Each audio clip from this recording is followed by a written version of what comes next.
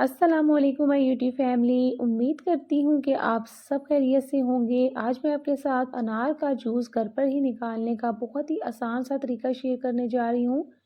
Video को आपने skip नहीं करना है, इसको मुकम्मल देखना है ताकि सारा तरीका आपको समझ में आ जाए।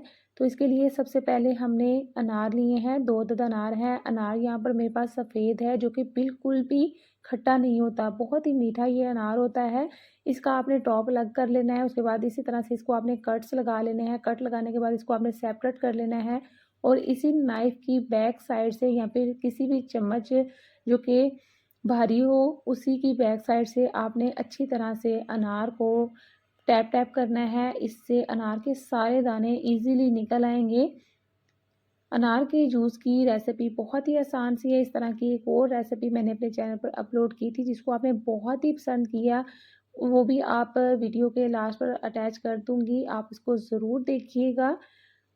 बहुत ही मज़े का अनार का जूस लगता है और सबसे अच्छी बात यह है कि ये विटामिन सी से भरपूर होता है। आपके नाखूनों के लिए, आपकी स्किन के लिए, आपके टीथ के लिए, आपके बालों के लिए बहुत ही अच्छा है, अच्छे से ग्रो करता है।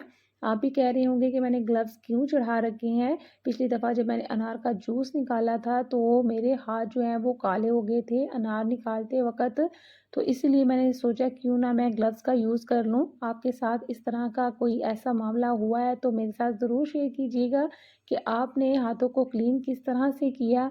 क्योंकि जैसे ही सर्दियाँ आती हैं, साग, पालक और मेथी वगैरह काटने के बाद हाथों की जो फिंगर टिप्स हैं वो ब्लैक हो जाती हैं, तो उनसे बचने का क्या तरीका है, अगर आपको पता है तो कमेंट में ज़रूर बताइएगा। तो यहाँ पर अनार के दाने छीलने के बाद इसको बोल में ऐड कर दिया और इसके अंदर आपने पानी ऐड करना है, अच्छी तरह से इनको धो लेना है।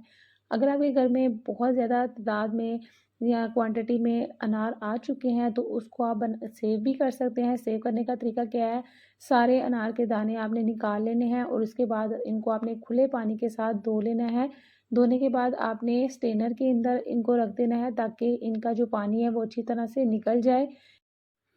जब आपको लगे कि अनार का पानी जो है वो ड्राई हो चुका है तो आपने क्या करना है, इस तरह के प्लास्टिक के बॉक्सेस हर घर में मौजूद होते हैं, तो आपने इस तरह के बॉक्स ले लेने हैं या फिर प्लास्टिक के बैग ले लें और उनके अंदर जितनी क्वांटिटी में आपने डेली जूस बनाना है उतने अनार के दाने ऐड करके इसको बंद करके फ्रीज़र में रख दें।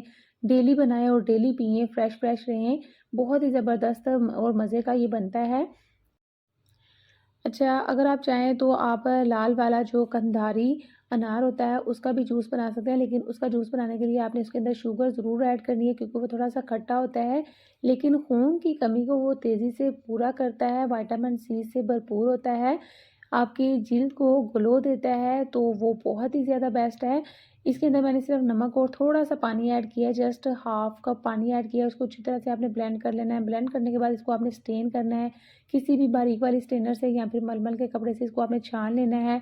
इसके बाद ग्लास के अंदर मैं आइस क्यूब ऐड कर रही हूँ। अगर तो आप ठंडे मौसम में बना रहे हैं तो आइस क्यूब मत ऐड कीजिएगा, लेकिन यहाँ पर अभी मौसम थोड़ा-सा गर्म है इसलिए मैं आइस क्यूब ऐड कर रही हूँ। मज़ेदार सा, खूबसूरत सा हमारा अनार का जूस रेडी हो चुका है। इसको ज़रूर बनाइएगा। For more recipes, please subscribe to my channel. Do try this recipe and let me know how is it. जाने से पहले पाकिस्तान की किस सिटी से आप मुझे देख रहे हैं कमेंट करके ज़रूर बताइएगा और हो सके जो लास्ट पे मैंने वीडियोस अटैच किए हैं उनको भी ज़रूर देख लीजिएगा।